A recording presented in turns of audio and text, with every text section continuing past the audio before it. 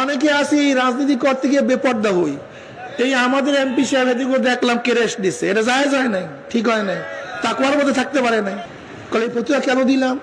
অনেকে দেখবেন কলে হুজুর আপনারা নিলে জায়েজ আর অমুকে নিলে জায়েজ না। না, আমি নিলেও জায়েজ নেই, আমি নিলে ওটা জায়েজ নেই, এটা ঠিক হয় না। ওনা আমি গিয়েই বলছি,